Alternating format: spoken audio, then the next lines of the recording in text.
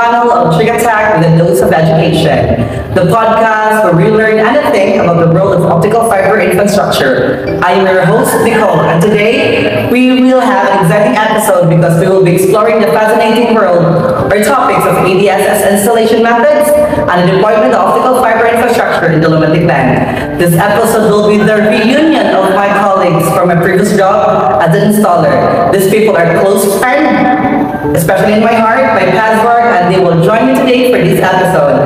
And I know these people will be help me or help us better the understanding in ADSS installation. Please help me welcome my dearest friend, Claire and Eljan. Hi guys! Hi, friend! How are you? Wait, how are you, Nicole? We are great. Yeah, and I'm so happy that we are finally here and going to talk about our opinion through your podcast. Yeah, it's nice to be here in your podcast, and it just feels like it's just yesterday when we were doing our work as an installer, and we have a lot of experiences and memories, right, in our past job. And by the way, how are you two? I'm good. Di ba all those past memories, guys? I'm so grateful. All days. I am doing great actually. My podcast, my career is on peak Project Kalon. So as far as I can remember, my channel is continuing to progress and garnering audience all over. Not only in the Philippines but all over the world. Oh my God, that is so great to hear, Max. We are so proud of you. Wait, thank you so much for being here, hi Alvin and Claire. And I know makarelate jud mo sa tong topic ko. It's all about ADSS installation. What ito na before, di ba? And it's also about the deployment of optical fiber infrastructure in sa Lumatic land, di ba? Nabuhat na ito na sa una, dahil na ba kayo nag-experience at ito, nakabit ang madisgrasya. Pero anyways, magsugod na ka. Ready na ba tanan? Yes, ready na! Okay, so let's jump right into it, John. So let's start with the basic. ADSS stands for Aerial Cable All Dielectric Self-Supporting. So kung naman dito anak kayo, kung nagtumor sa una, ADSS cables are fiber optic cables designed to aerial installation without the need of additional support in structures. And its purpose is to hold the cable without sagging too much or following the sagging standard in the industry. Diba? The ADSS is a various component, including the sheath, the metal strand, the member, the gallons, the corrugated steel tape, the steel wire strand member, fiber, loose tube, and the water blocking system. Diba? That's right, Nicole. No? So, to our listeners and viewers, if makabantay mo, while driving or walking outside along the highway in your area, makita ninyo na cable. Ang purpose doon niya kay kanang para dili luyat ang wire. So, to prevent accident to cars or people na maigo or masabot sila kay ubos na or luyat ra ang mga fiber cables. So, when it comes to installing ADSS cables, there are two primary methods, the conventional type and the figure 8 method. So, each method has its unique process and requirements. Sige, ako una ma-explain sa conventional methods. Okay, so let's break down the conventional method. One crucial step is to ensure the cable jacket is UV resistant for aerial applications.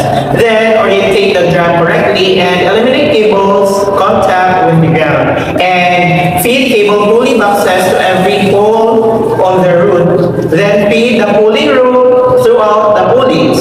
It is important to note that the pulley rope and the ADS cable have the same diameter. During the ADS installation processes, a holding eye is created by removing a section of the cable sheath and wrapping the Kevlar around the cable, securing it with a heat shrink sleeve. Alam ka heat shrink sleeve, di ba? So, to prevent excessive bending of the cable, the drum is positioned at least 50 meters away from the pole where the cable will pass through the pulley or the first pulley. A breakaway swivel is attached to the holding rope and connected to the holding eye to initiate the erection process. Cable lengths up to 6,000 meters can be pulled in one go depending on the terrain. Effective radio communication is essential between team members at the drum, cable end, and holding team. Walking alongside the cable end helps prevent twisting, particularly on the angle poles. It is crucial to hold the cable evenly without jerking and to feed it off the drum at the same speed as it is being pulled to avoid tearing on the cable. Maintaining the pulling tension at half of the sagging tension is a good rule of thumb to prevent damage. And when removing a pulling grid, it is necessary to cut off and discard 3 to 5 meters of the adjacent cable to ensure a smooth installation process. So, sakto ang gingon ni Urgent France, no? So, dahil natin pulley wheels, cable blocks, it is cable, pull loop, swivel, and pulling grips which are essential components used in the installation process. So, it is crucial to maintain consistent communication with the team members during the installation. And So mga organization ng movie, so moving on to the figure eight method. This approach is used when the terrain doesn't allow for the conventional method. It involves creating a figure eight patterns with a cable to prevent twists and ensure the smooth installation process.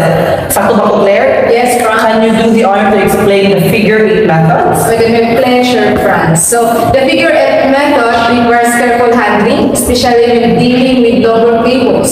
So, setting up traffic cones and waving the cable in figure eight pattern are key steps in this installation process. So, the figure eight method in EDSS installation is employed when the terrain does not permit the use of the conventional method. So, the drum is typically positioned halfway along a long pulling section. The process involves following steps similar to the conventional method, with the first half of the cable being pulled in one direction. So subsequently, the remaining cables is completely unwound from the drum onto a tarpaulin in a figure eight pattern and then pulled in the opposite direction. So it is important to note that the figure eight method is not suitable for cables longer than 400 meters to avoid potential damage. So this technique introduces a one-half twist in one side of the eight and removes it on the other, preventing twists. So setting up two traffic cones about 5 meters apart, the cable is moving around them in a figure eight pattern. So pulling from figure eight requires flipping it over, a task that necessitates a minimum of 3 individuals for a smooth installation process. So salamat kay Claire and Elton ha for those gabi ka knowledgeable dyan na information sa ato. Pero pumunta na ko, sa Jay kalainan the difference between the conventional methods and figure eight methods? Well, for us, kailangan explain naman ang ganina ang kuan di ba ang process sa dupa. So, karon lang ako lang i-highlight ang ilang differences. So, ang conventional yun is kanang gamiton siya if the terrain allows the process to be done. Pero if dili mo nang kuan ato ang gamiton ang figure eight method, like kung ang terrain is medyo slopey siya or kanang pakilig kaayo, kanang rocky kaayo, kailangan nyo na pagamitan ang figure eight method kay aron kanang maligayan ang pagsagyat sa cables nga kanang dili siya ma-expose sa ground. So mo na to ang iyang differences. So ako gaganahan ko sa figure eight method. So ano ginagawa? Yeah. Pero kasi ka na niya conventional method or figure eight, kala mag-install happen mo. Same as you, figure eight. Happy mo kay siya. So before to proceed sa itong next topic, budula sa never have I ever. Pwede ba? Okay. Ano na siya? Para chanda sa ito. Ako nag-ready always right. Sige, okay. So never have I ever ka.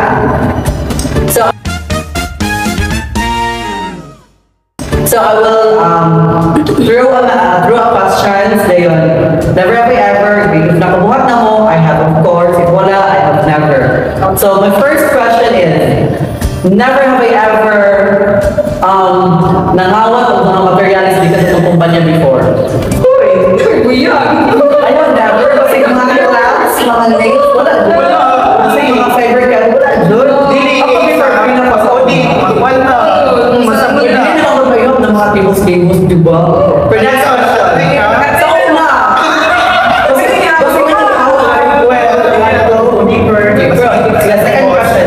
Never have I ever na-crash sa kumpanya before. I have never. Yeah, hindi ka focus sa word. Wait, wako ko sa kanway sa katong Department sa Finance, So last question. Never have I ever nagka-crush sa coworker?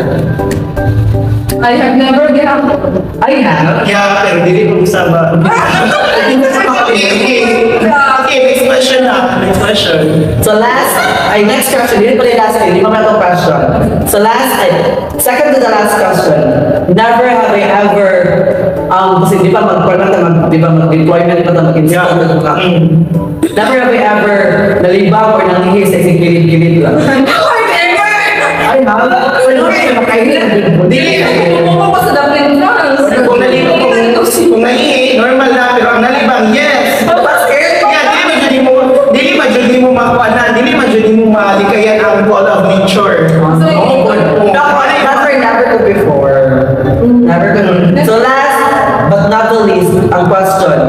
Never have I ever nakauyab sa nakauyab sa atong kumpanya before. Never. Workaholic ako. Workaholic. Yan na, same lagi sa mga question nila na. Hindi man din, pwede na may guwapo ka sa kumpanya before. Ita na kwento. Uy, salamat kay guys ha for participating sa tunggulan na Never Have I Ever. Yes, ikaw pa. And thank you so much as well for explaining very thoroughly sa atong two types of ADSS installation. Now, let's shift our focus to the deployment of optical fiber infrastructure in Dolomitic land. This type of land is known for the SICO, di ba? Making the installation process unique and challenging. When deploying optical fiber infrastructure on Dolomitic land, it's crucial to follow specific guideline outlined in SANS in 1936-3 for dry services. The appointment for the component person usually is a registered professional engineer or a professional technologist. It's essential to oversee the installation process. Di ba, Jan? Yeah, so the main risk associated with dry engineering services of the Dolomitic land is water infiltration. So it is vital to ensure that all entry points such as handholds or manholes are watertight to prevent water from seeping into the system. Kaya yun, karang mo dyan ay kanang itarong ang engineer, no? Together with the licensed engineer yun, nga kanang ang water, hindi yun makasulod sa kuwan. Wala sila entry points sa manholes and handholes. Well, by the way, nakadungdang mo sa una, Nicole and Claire, atong kasan and hitabuan ni Nising Hall atong nag-install na dito sa Ozani, sa highway. Hapit ka mago sa sinkhole. Yeah, and then sorry. Ay, wala ka kabantay na ay sinkhole. Busy ka ba na to sa nag-anoid mo skibol kay Juan, kanang na disturb ka to kay Juan, ana, then gani nakabantay ni Claire ato na hapit ka mago.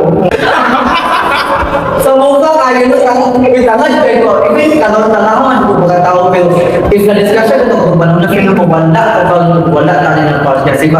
Pero balik sa topic, mukha na to guys, Back to our topic. No? So we need to take note that the rest of water increase can lead to sinkholes and other issues. So in addition, in dry engineering services, the primary risk to address is the potential for their service to inadvertently allow water infiltration into the ground. This could lead to significant issues, particularly the formation of sinkholes. So the key points where water may gain access to the system, potentially causing sinkholes, including non-watertight handholds and manholes. So the entry point where the duct enters the handholds and manholes, interception of leakage from the other services, and infiltration of water from the ground surface through the backfill of both trenches and handholds/manholes. So these areas need carefully attention and waterproofing measures to prevent water increase and mitigate the risk of sinkholes formations. So by allowing the guidelines and working with experienced professionals, the deployment of optical fiber infrastructure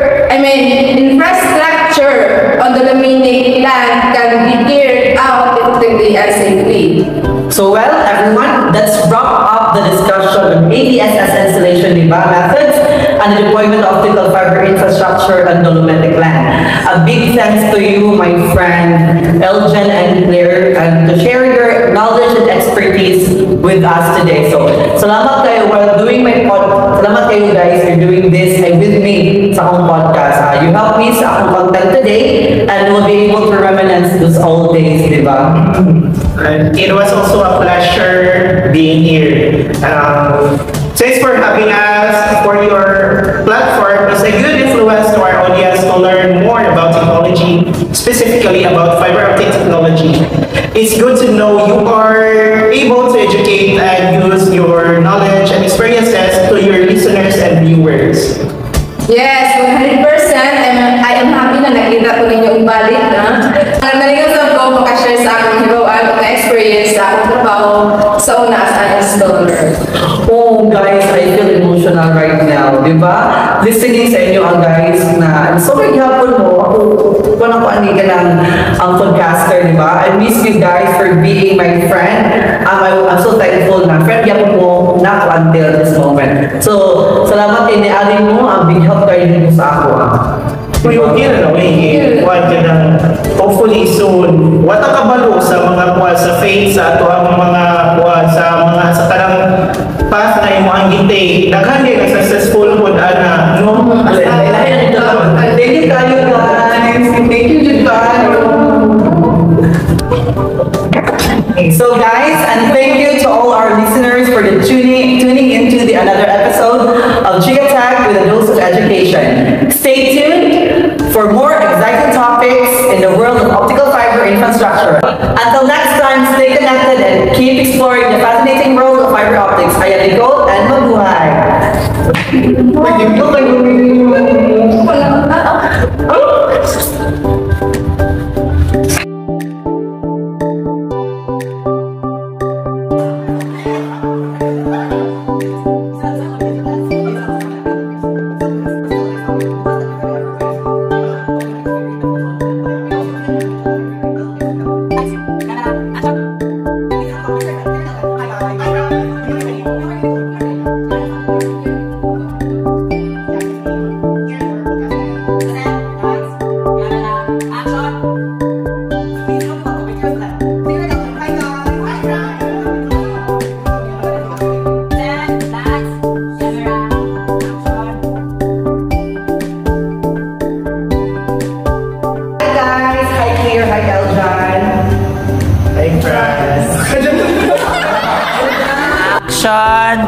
So blessed, So, salamat kayo Claire and John for explaining the two types. Patayin na ba na? One, two, three. One, two, three, go. Tama kayo na din. Gusto mo ito? Ang mga anak.